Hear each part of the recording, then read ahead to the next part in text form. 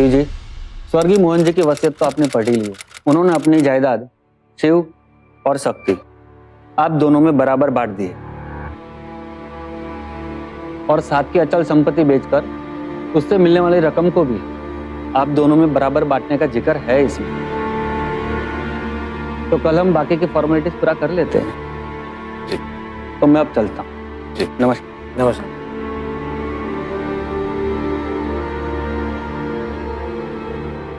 शक्ति जी भाई साहब।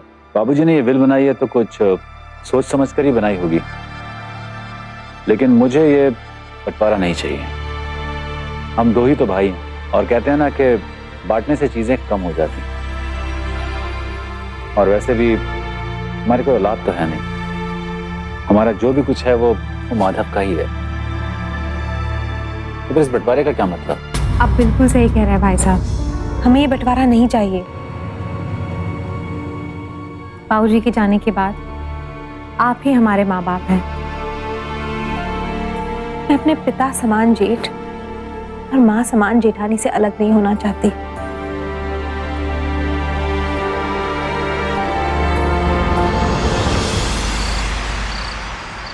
देखा, तुमने जो कहा है ना, ऐसे हर कोई नहीं कहता। तुम इस दुनिया की सबसे अच्छी और समझदार बीवी हो।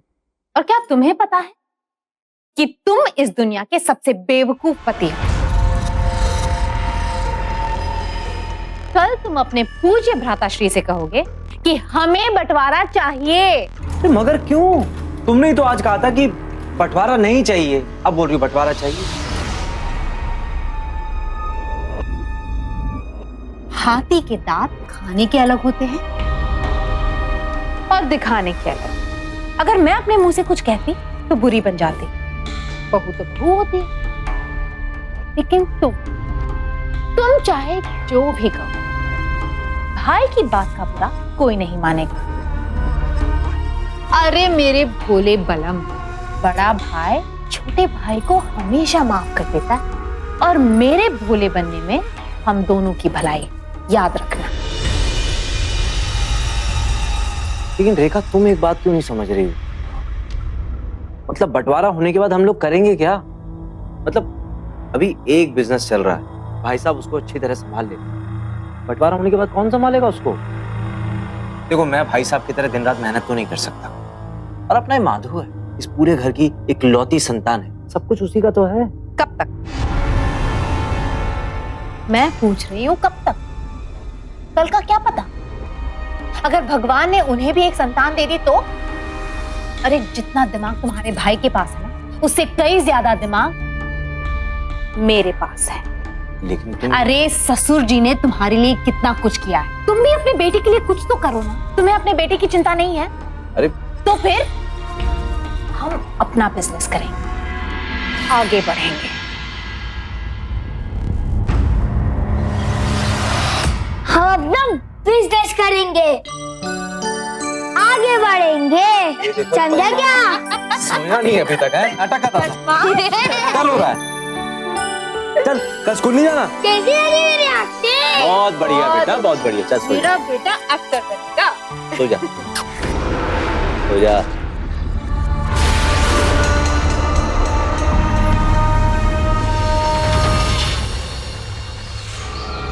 हाँ तो शिव बाबू, क्या सोचा आपने?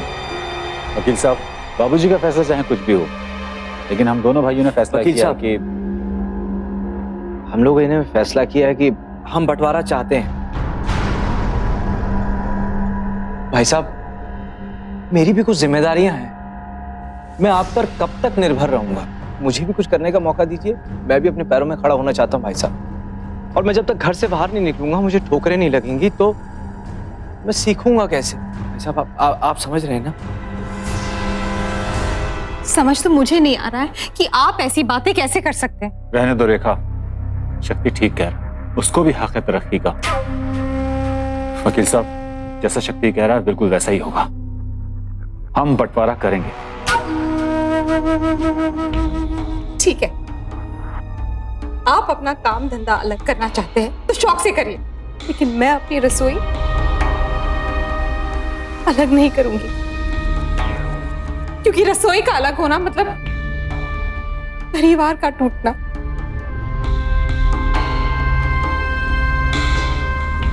और मैं अपने परिवार को कभी नहीं तोड़ूंगी। रेखा, रेखा, रोते नहीं, तुम रो क्यों रही हो? तुम तो बहुत अच्छी हो और तुम्हारे होते हुए हम कभी अलग नहीं हो सकते। भाभी,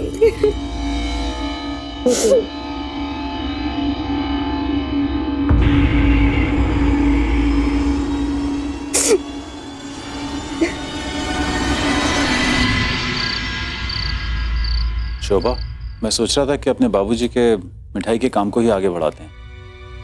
मोहन स्वीट्स का सिक्का चलता है मथुरा शहर में। इतना पुराना हमारा ये काम है, बंधे हुए ग्राहक हैं, और मैंने सारी जिंदगी यही काम किया है, तो मुझे इसी का तजर्बा है।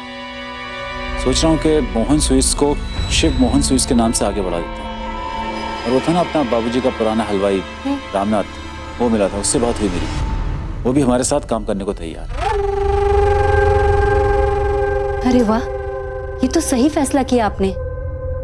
नेक काम में देरी नहीं होनी चाहिए। आप बाबूजी की परंपरा को आगे बढ़ाइए, बस। ठीक है, तो मैं कल से काम शुरू कर देता हूँ।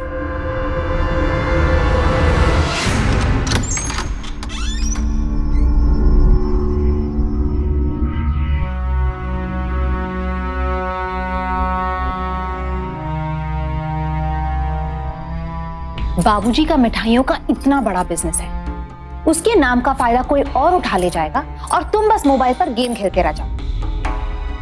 बाबूजी के नाम पर तुम्हारा भी हक है। रेखा, तुम्हें पता तो है मुझे मिठाई विठाई के बारे में कुछ मालूम है नहीं। डर तो ऐसा रहे हो जैसे खुद अपने हाथों से मिठाई बनानी है तुम्हें। सुनो, जो बाबूजी का पुराना हलवाई था ना रामनाथ, हम उसे रख लेंगे। पुराना स्वाद बरकरार रहेगा तो पुराने ग्राहक हमारे पास ही आएंगे ना। लेकिन सोच कर तो देखो, मैं जैसा कहती हूँ वैसा करो, बाकी मैं संभाल लूंगी।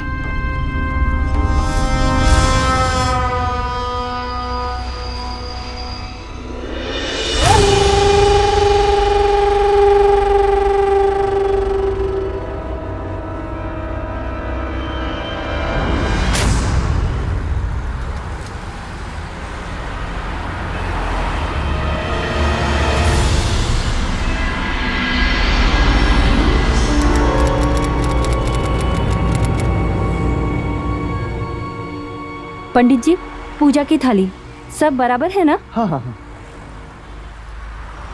क्या हुआ? फोन बंद आ रहा है, पता नहीं ये रामनाथ कहाँ रह गया। शक्ति भी कहीं नजर नहीं आ रहा है। सुनते हो, मुहूर्त का समय निकला जा रहा है, पूजा कर लेते हैं। चलो आइए। पंडित जी जी शुरू करते हैं।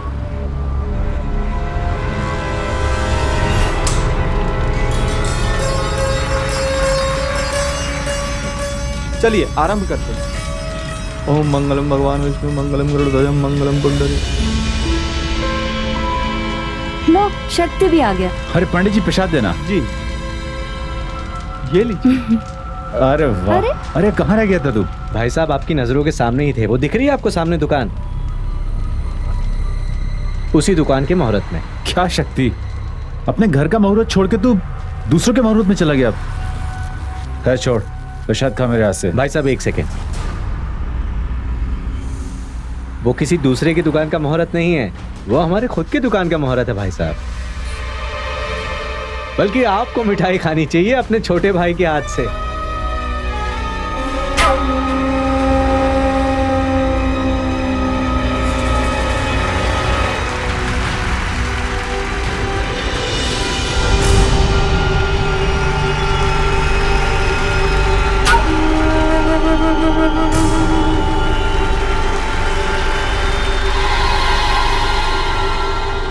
रामनाथ, अच्छी है ना भैया? बहुत अच्छी है, लेकिन तुझे यही काम करना था तो हमारे साथ क्यों नहीं किया? भाई साहब दरअसल बात यह है कि मैं बाबूजी का नाम रोशन करना चाहता हूँ आप ही की तरह, इसीलिए मैंने वो दुकान की।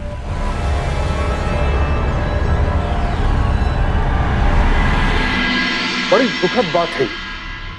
हम सभी परिवार में रहते हैं और अच्छी तरह से जानते हैं कि परिवार बनने और रिश्ते जोड़ने में लोगों की जिंदगियां बीत जाती हैं। जब वो अचानक यूं बिखर जाए तो समझिए कि जिंदगी ही बिखर गई। हम में से कई लोगों को तो काम धंधे या किसी और वजह से परिवार से दूर रहना तक खलता है, और यहाँ तो एक छत के नीचे रहते हुए लोगों के दिलों में दरार आ गई थी। मेरे पड़ोसी बड़ी अच्छी बात कहते हैं कि रिश्तों के टूटने की आवाज नहीं होती, लेकिन उसकी वजह से आई बर्बादी की धमक पुश्तों तक सुनाई देती है। अरे श्याम जी भैया। ये वाली मिठाई और ऑर्डर करो, ठीक है? नमस्ते शिव भाई। हाँ नमस्कार माथुर साहब, कैसे हैं? जरा एक 2 किलो खोया बर्फी देना। हाँ बिल्कुल। अरे श्याम, माथुर साहब के लिए फ्रेश बर्फी पैक करा के लेके आओ। जी मालिक। माथुर साहब काफी दिनों के बाद आना हुआ। हाँ भाई, आपके भाई की दुकान उस ओर पड़ती थी तो वहीं से मिठाइयाँ ले लिया करता था। अब मैंने सोचा रामनाथ वहां पर है तो वहां पर असली माल मिलेगा। मगर आप बुरा मत मानना, वो मोहन जी वाली बात नहीं है। क्या है माथुर साहब, मिठाई तो इंसान ही बनाता है, कई बार हो जाती है ऊंच नीच, लेकिन आप एक बात का यकीन रखिए, ना तो रामलाल कुछ गड़बड़ करेगा और ना ही शक्ति। आप एक बार फिर से ट्राई करके देखिए ना, इस बार आप निराश नहीं होंगे। जरूर जरूर सर। देखो कैसे भाई साहब ग्राहकों को खींच रहे हैं। अब तुम उनके भरोसे रहना चाहते थे। सब कुछ तुम्हारा और माधव का है। मेरी जूती।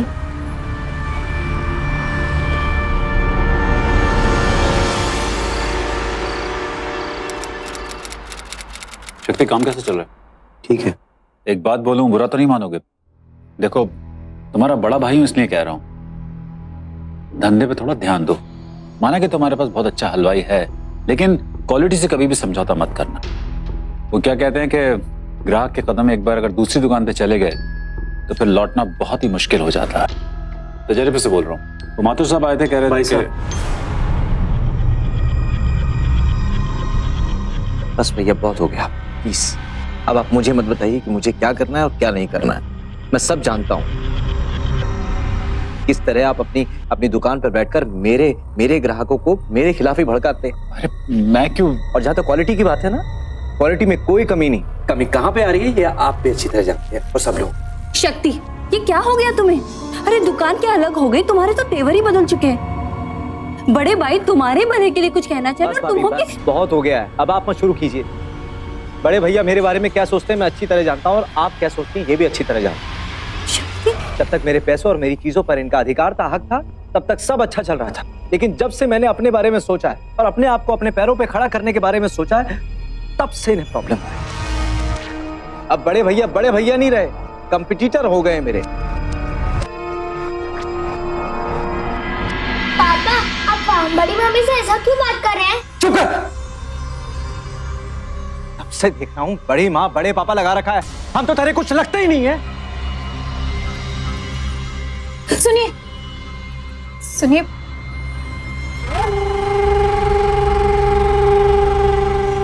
अभी इसी वक्त भैया और भाभी से माफी मांगी।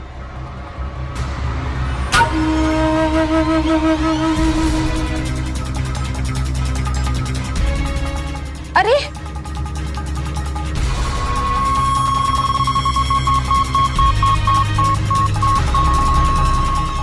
देखा आपने कैसे एक गलतफहमी की वजह से बात बिगड़ जाती है, और परिवार में कई बार ऐसा होता है कि गलतफहमी की वजह से नाराजगी बढ़ती है और फिर कहा सुनी तकरार में तब्दील हो जाती है। ऐसे में मुश्किल दूर करने का एक ही तरीका होता है, बातचीत। लेकिन यहां तो बातचीत की गुंजाइश ही नहीं बची थी। शक्ति ने रेखा के कहने में आकर बेवकूफी की, लेकिन कहीं ना कहीं शिव ने भी तो नादानी की ना। अगर वो ठंडे दिमाग से बात करता शायद सब ठीक हो जाता। मैंने सुना है कि रिश्तों में नादानी कई बार बड़ी दुश्मनी की वजह बन जाती है, और दुश्मनी से कभी किसी का फायदा नहीं होता। ये मेरा निजी अनुभव है।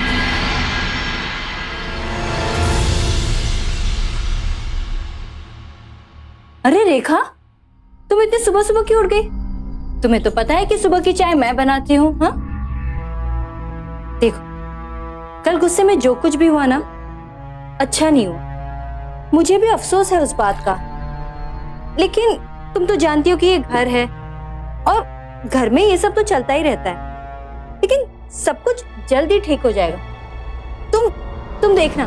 देखा,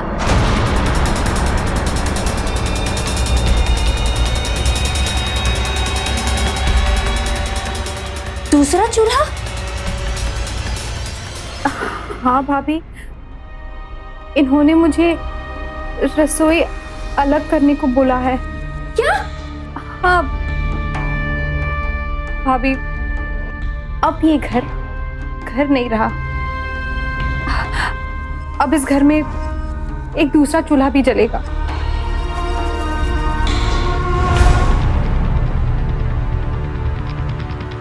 सुनते हो? सुनिए जी, वो शक्ति रसोई को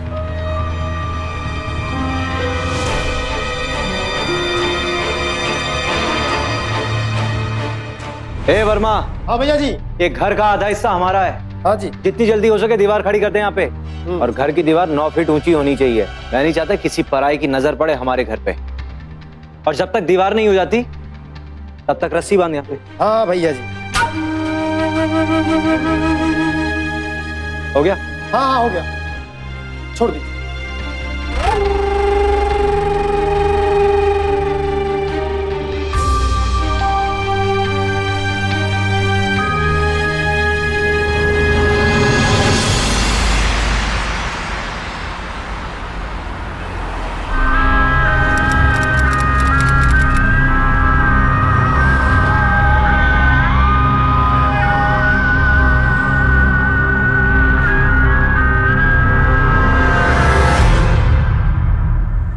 नमस्ते भैया।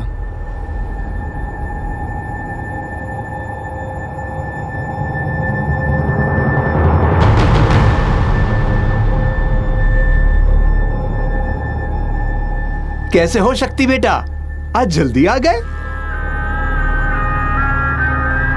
ऐसा है रामनाथ, हम इस दुकान के मालिक हैं। हम इस दुकान में कब आए और कब जाएं हमें तय करना है, तुमसे पूछने की जरूरत नहीं है।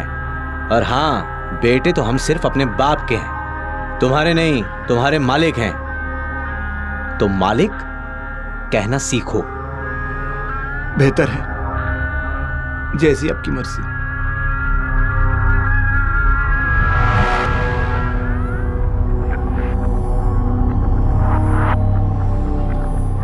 क्या ये क्या बना है? मिठाई है ये? गोबर जैसा बना है। बात करते हो?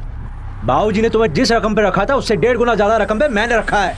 मिठाई फर्स्ट क्लास बननी चाहिए, एक बार बोल रहा हूँ, बार बार नहीं बोलूंगा। घी बनाए खिचड़ी और नाम बहू का हो, माल तो ठीक से लेते नहीं हैं आप।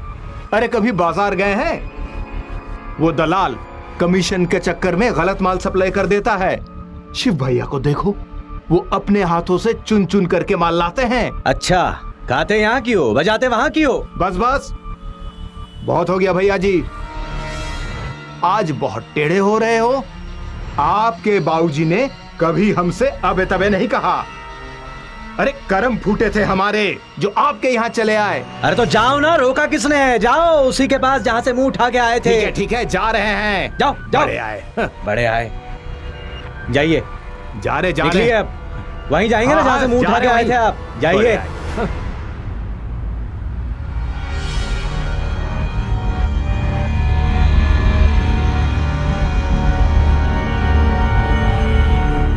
मैं आपसे बाद में बात करता हूँ, ठीक है? हाँ बोलो रामनाथ। भैया जी, हमें माफ कर दो, हमसे बहुत बड़ी गलती हो गई। 1.5 गुना की लालच में सालों की इज्जत गंवा बैठे। अब हम वहां काम नहीं करेंगे, हमें अपने पास रख लो भैया जी। देखो भैया रामनाथ, मैं तुम्हें काम पे नहीं रख सकता। हम दोनों भाइयों में पहले से ही बहुत कलेश चल रहा है। मैं और झगड़ा नहीं चाहता, मुझे माफ करना, मैं तुम्हें काम पे नहीं रख पाऊंगा। हम कहाँ जाएंगे? अब आपके सिवा हम कहाँ जा सकते हैं? नहीं भाई, मुझे माफ करो।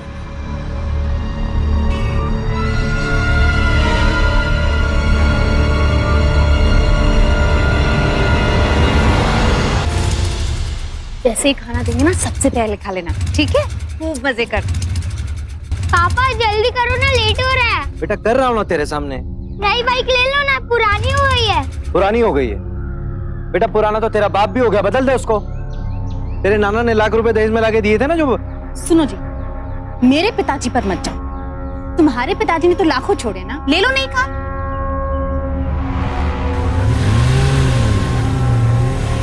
बड़े पापा कार।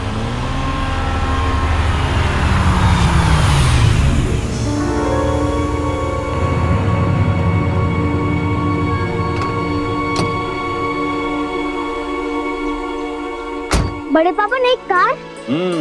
ये तेरी गाड़ी है, देख तेरे पीछे नाम भी लिखा हुआ है। आप मुझे अपने फ्रेंड की बर्थडे पार्टी में लेके चलेंगे? बिल्कुल, क्यों नहीं, तेरी गाड़ी है, चलते हैं। अपने बेटे को थोड़ा वक्त दिया कर, कहीं ऐसा ना हो कि वो भूल जाए कि तुम उसके बाप हो।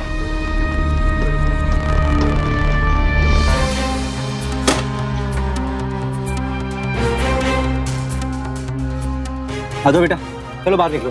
देखो पापा की गाड़ी ठीक हो गई है। जाऊंगा, पर उस बाइक पे पहले मेरा नाम लिखा रहना चाहिए। चुप कर, बहुत जबान लड़ गई तेरी। एक बार बोल दिया ना बाहर निकल, ये तेरी सारी एक्टिंग बंद कर दूंगा मैं। बाहर निकल। अरे शक्ति, कैसे बात कर रहा तू बच्चे से?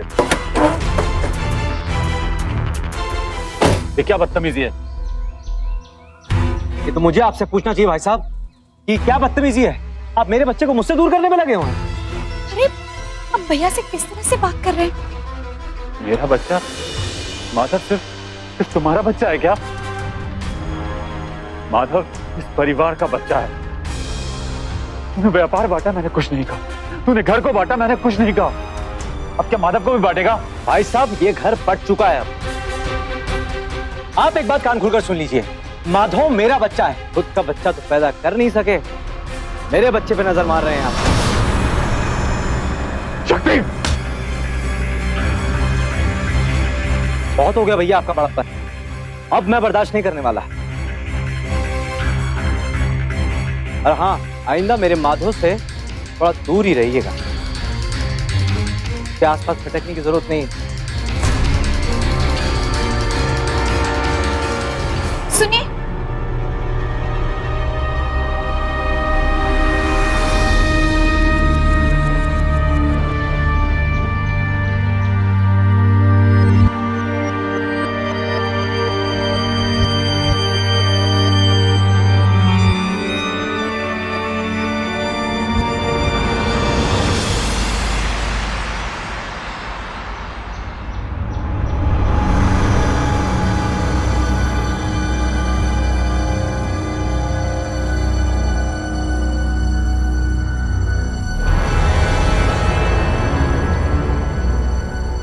मैं 1 घंटे में फोन करता हूँ। चल बेटा बैठ।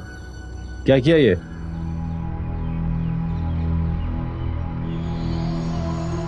बहुत मर्द बनता है। अगर नुकसान पहुंचाना है तो मुझे पहुंचाओ। गाड़ी को क्यों नुकसान पहुंचाया तूने? भाई साहब ये सब मैंने नहीं किया है। और कौन है जो मुझसे जलता है?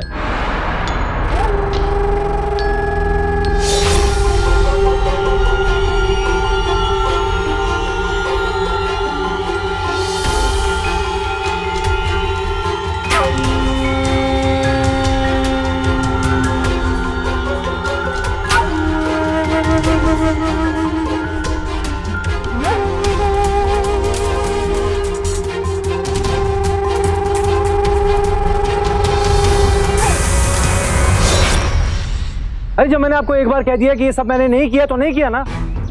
किसी ने किया होगा, 1000 दुश्मन है आपके यहाँ पे। सही कह रहे हो तुम। तेरा जैसा भाई हो ना अगर, तो दुश्मन की जरूरत ही क्या है? खुद तो कुछ करना नहीं है और दूसरों की तरक्की से चलते हैं। क्या क्या मतलब? आप मुझ पे इल्जाम लगा रहे हैं? मुझ पे इल्जाम लगा रहे हैं? ठीक है, अब मैं करके ही दिखाता हूँ आपको। क्या करेगा? बताता हूँ मैं क्या करूँ। करके दिखा, हाथ लगा के दिखा गाड़ी को। अभी बताता हूँ क्या करेगा तू? मैं बताता हूँ क्या करूँगा मैं। क्या करूँगा मैं? सुनिए, अरे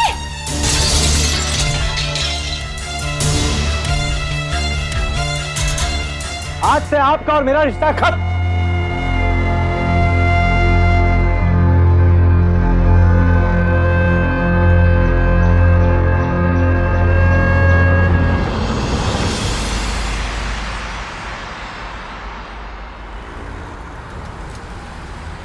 जी, ये मिठाइयाँ सब निकलवा के नहीं लगवा दो। अब देखो सफाई अच्छे से करना। जी। अगर सफाई अच्छी होगी तो ग्राहक को विश्वास आता है। जी भैया। अच्छा, मैं अंदर देखता हूँ। भाई साहब मुझे माफ कर दीजिए। मैं कल पूरी रात नहीं सोया।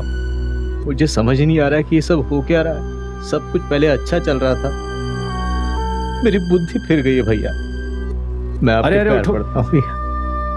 देखो, अगर सुबह का भूला शाम को घर आ जाए ना तो उसे भूला नहीं कहते, ठीक है?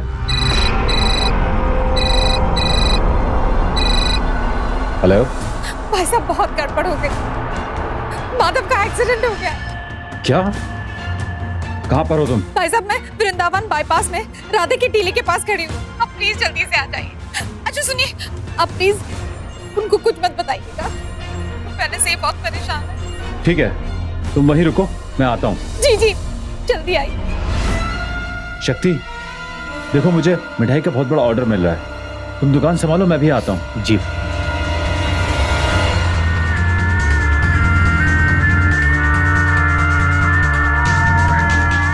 सुनो, भाई साहब के इधर उधर होते ही ये मिठाई बनाने वाली किसी भी चीज में मिला, समझ गए?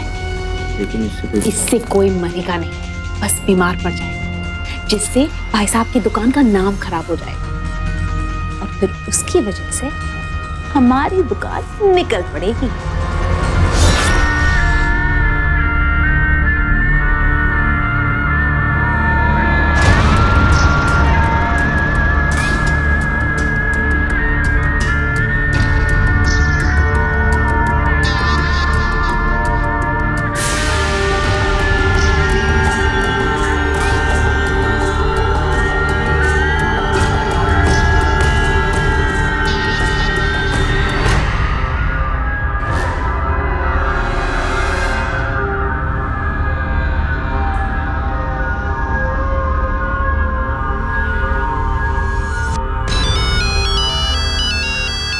लगेंगे तो मतलब नहीं। हेलो, हाँ हाँ हाँ,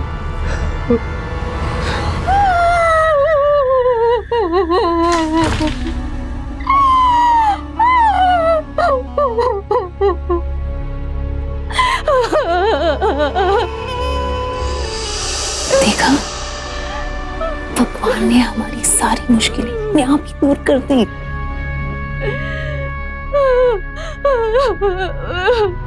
अब इस घर के बड़े तुम हो, मुखिया हो, मालिक हो, सब कुछ तुम्हारा है। अब ये घर, दुकान, कारोबार सब तुम्हें ही संभालना है। जाओ अपनी भाभी को जाके संभालो, जाओ।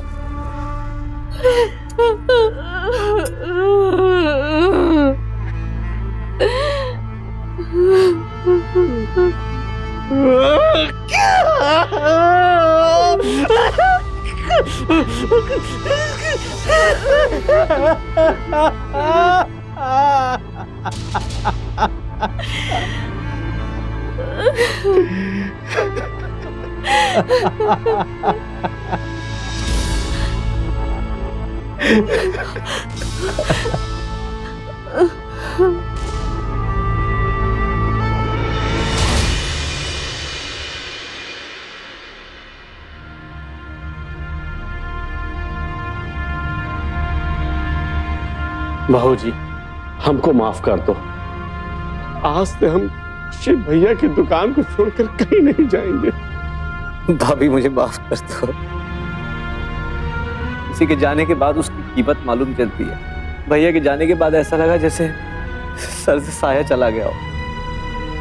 मैं माफी के काबिल नहीं हूँ भाभी, लेकिन अगर हो सके तो मुझे माफ कर दीजिएगा। मैं आपका देवर नहीं, आपका बेटा बन के रहूं और आज से मैं दोनों दुकानें संभालूंगा। हमने तुम्हें कभी अलग नहीं किया था शक्ति। काश ये सुनने के लिए तुम्हारे भैया जिंदा होते।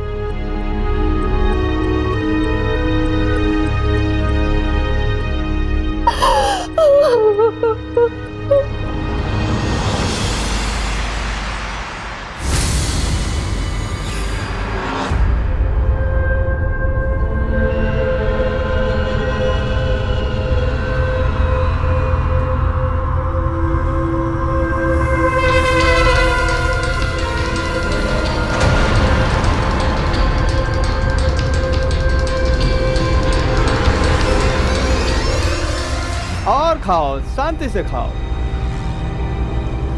ये मिठाई किससे बनी है? अरे शक्ति भैया, ये खोए और शक्कर से बनी है। अरे मेरा मतलब कौन सी शक्कर से बनी है? जो अंदर बोरी में रखी है वही शक्कर से बनी है।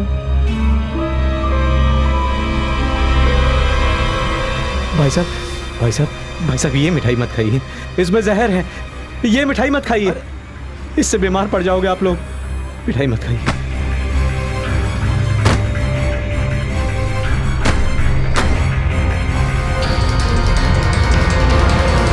क्या हो गया है आपको? ये मिठाई में जहर है, सब खा के बीमार पड़ जाएंगे। ये आपका वहम है। सुबह से 3 थाल बिक चुके हैं, सब लोग खा रहे हैं। ये देखिए, मैं भी खा रहा हूं। कुछ हुआ? लीजिए, आप भी चख लीजिए, चखिए। भैया जी की मौत के बाद आपको सदमा लगा है, आपकी तबीयत ठीक नहीं है, घर जाइए, आराम कीजिए। आज दुकान मैं संभाल लूंगा, जाइए।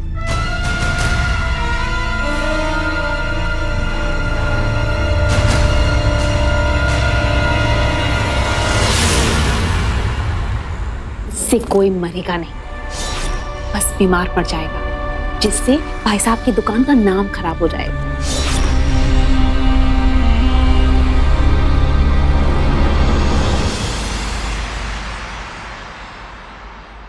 रेखा, मुझे अभी एक बात समझ नहीं आ रही। तुमने जो मुझे पाउडर दिया था मिठाइयों में डालने के लिए, उससे कोई बीमार तो पड़ा ही नहीं। ग्लूकोज खा के कोई बीमार थोड़ी ना होता है। क्या मतलब? मेरे बेवकूफ बलम, वो दुकान और उसका नाम हमारी असली प्रॉपर्टी है। तुम्हें क्या लगता है उसे मैं ऐसे ही बर्बाद होने देती? अरे वो तो बस एक बहाना था। मैं चाहती थी कि तुम किसी तरह सबके सामने भैया के पास जाओ, तुम्हारे भाई वहां से निकल जाए और उनकी मौत हो जाए। लेकिन वो इल्जाम तुम पर नहीं है, समझे? इसका मतलब? देखा, इसका मतलब तुमने भाई साहब को?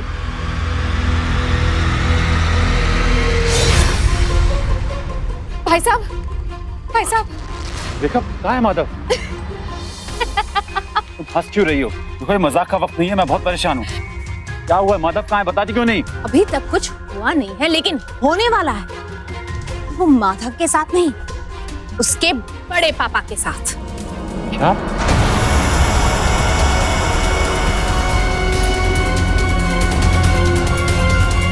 अरे क्या हुआ है? बोलती क्यों नहीं?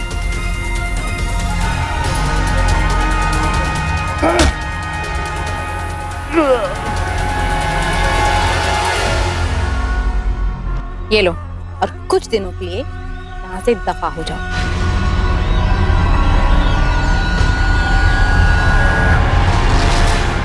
तुम औरत नहीं हो, डॉन हो तुम। अरे छोड़ो,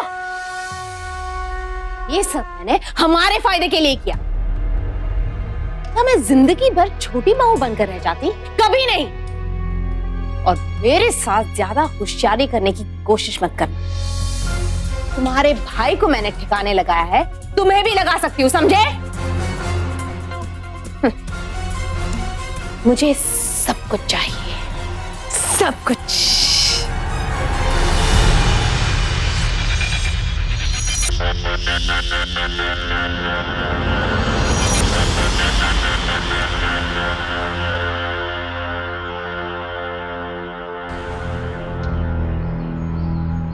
रेखा, ऐसे बाहर क्यों खड़ी हो? अरे देखिए ना भाभी, अभी तक माधव की स्कूल बस नहीं आई। अरे तो बस वाले को फोन कर दो ना। हाँ। हेलो जी, मैं माधव की माँ बोल रही हूँ। माधव अभी तक घर नहीं पहुंचा। अरे ऐसे कैसे हो सकता है? हेलो, अरे क्या हुआ? भाभी, बस वाला तो कह रहा है कि स्कूल छूटने से पहले ही माधव निकल गया स्कूल से। कोई आया था उसे लेने के लिए। हे भगवान, अब मेरा तो जी बहुत घबरा रहा है। भाभी, मैं उनके पास जाती हूँ और उनको लेकर माधव को ढूंढने की कोशिश करती हूँ। आपको कुछ भी पता चलेगा तो मुझे तुरंत फोन करिएगा। रेखा चिंता मत करो, मैं तुम्हें खबर दे दूंगी, पर अपना ख्याल रखना। हाँ? जी जी जी, संभाल के जाना।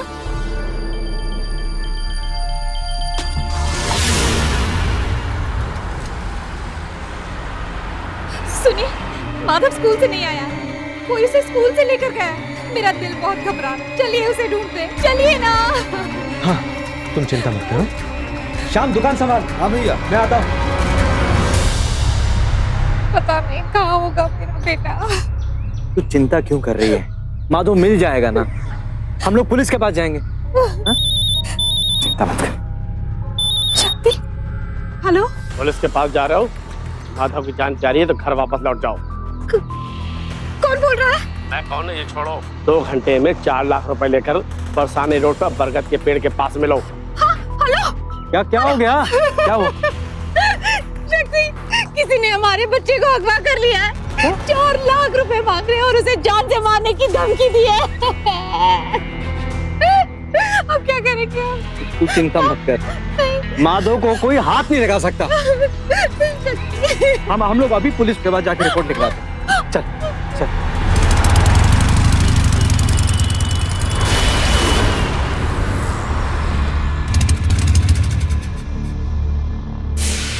यही जगह बताई थी ना?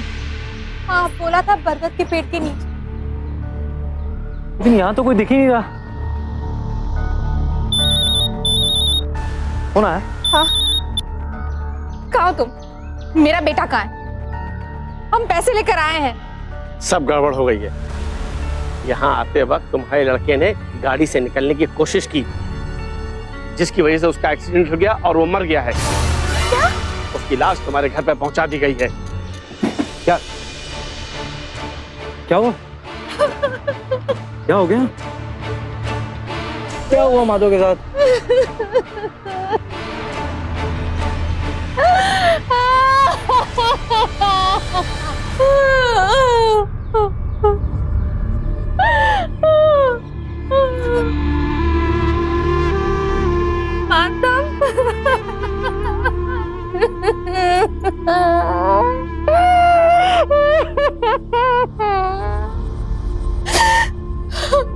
ये सब मेरी काली जुबान का अंजाम है। मैंने क्यों भाई साहब को माधव के एक्सीडेंट के बारे में बोला? मेरी काली जुबान सच हो गई।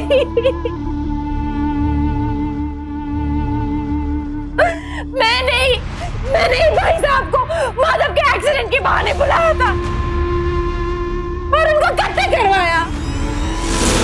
मेरे पापों का फल मेरा बच्चा भुगत रहा है।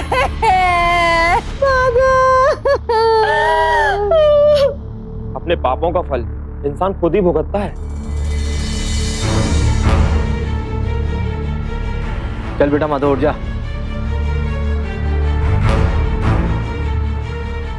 कैसी लगी मेरी एक्टिंग पापा? मम्मा आप तो सरप्राइज हो गई। पापा मैं टेस्ट में पास हो गया ना? हाँ बेटा, पास हो गया तू।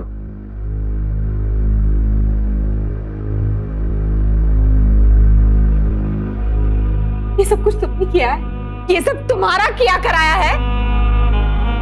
मैं तुम्हें छोड़ूंगी नहीं। काश ये थप्पड़ मैंने तुम्हें तब मार दिया होगा जब पहली बार तुमने मेरे कान भरे थे। अपने आप को बहुत होशियार समझती हो ना तुम? तुम्हारी ही चाल से मारा है मैंने तुम्हें। आपको एक्टिंग करने का बहुत शौक है ना? हाँ, मुझे अमिताभ बच्चन बनना है। अमिताभ बच्चन बेटा ऐसे तो नहीं बन पाएंगे, उसके लिए आपको एक टेस्ट देना पड़ेगा।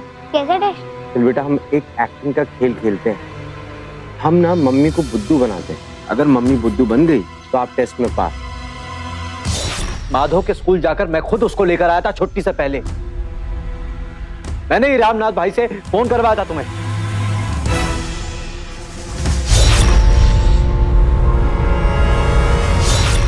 और तुम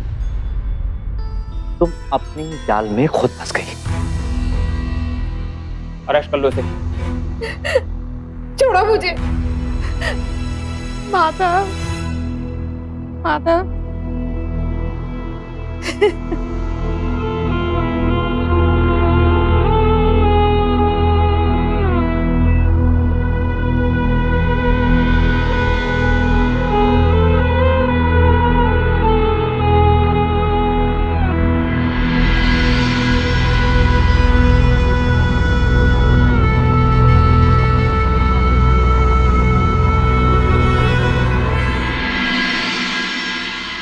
क्या पाया शक्ति ने बिना सोचे समझे घर बंटवा, और क्या मिला रेखा को इस पूरी साजिश से?